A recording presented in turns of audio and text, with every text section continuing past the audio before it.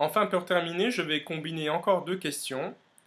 C'est alors comment encourager les jeunes à composer et aimer la musique classique ou dite savante et que pourrions-nous faire comme en tant qu'atelier de composition pour professionnels et non professionnels. Alors c'est un vaste sujet qui me tient très à cœur puisque si on ne fait rien, la musique dite savante et classique est menacée de disparaître rapidement. Pourquoi? Parce que beaucoup d'élus, beaucoup de partis politiques, notamment en Europe et en Occident, ont décidé la mort de l'art classique et de la musique classique en général, ce qui est évidemment scandaleux. Ceci au détriment de l'art populaire, de la chanson. Même maintenant, on met dans le même sac l'art et le loisir, ou entertainment, comme on dit en anglais. Vous voyez par exemple la page des informations de la BBC, la rubrique art et en même temps ensemble que entertainment, arts and entertainment, c'est-à-dire il n'y a pas de distinction entre l'art et le loisir.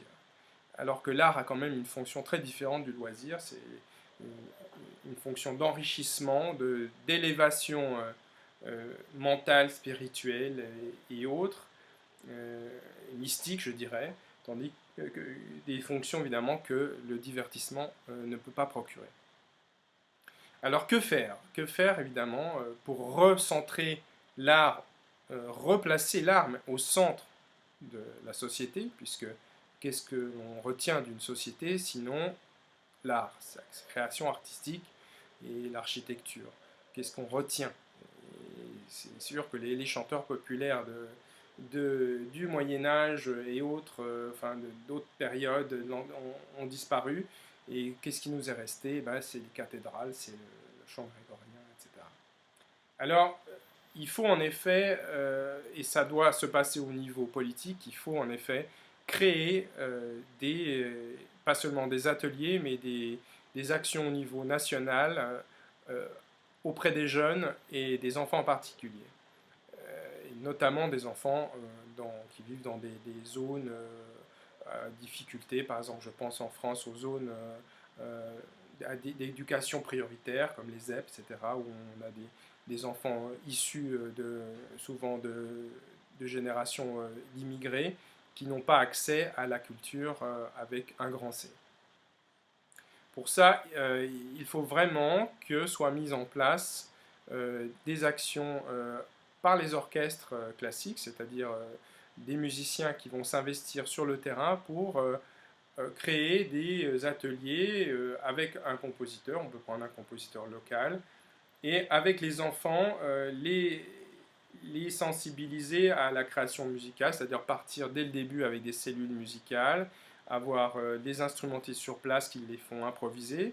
En France, ces intervenants s'appellent des dumistes qui viennent en milieu scolarisé et qui eux-mêmes sont instrumentistes ou chanteurs et vont permettre pendant une année scolaire ou une année et demie de créer des spectacles où les enfants sont en même temps compositeurs, mais interprètes, voire peintres.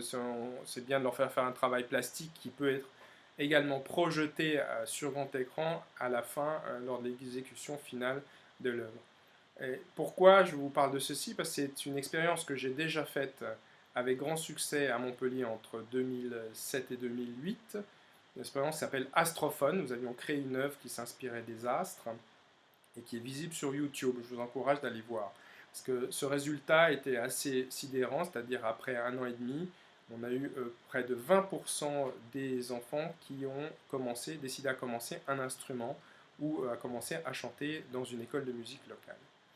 Voilà, pourquoi ceci? Ça montre que la musique classique n'est pas simplement un art pour l'élite, un art pour les générations vieillissantes, mais que c'est justement la différence entre l'art classique et l'art savant et l'art populaire, c'est que la musique classique apporte énormément à l'esprit, enrichi, et c'est pas simplement du loisir, c'est vraiment de l'art, et ça peut vous améliorer dans votre vie, dans votre quotidien, ça améliore les résultats des enfants dans toutes les autres matières scolaires.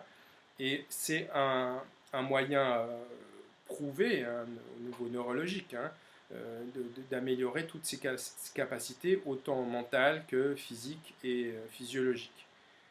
Je vous renvoie à la lecture de l'excellent ouvrage du docteur neurologue Oliver Sacks, Musicophilia, qui décrit à quel point la musique est bénéfique pour le cerveau et pour nous en tant qu'êtres humains. Donc voilà, c'est un peu un plaidoyer pour l'avenir de la musique classique ou dite savante, pour un meilleur bien-être de nos sociétés. Merci de m'avoir écouté et j'espère à bientôt.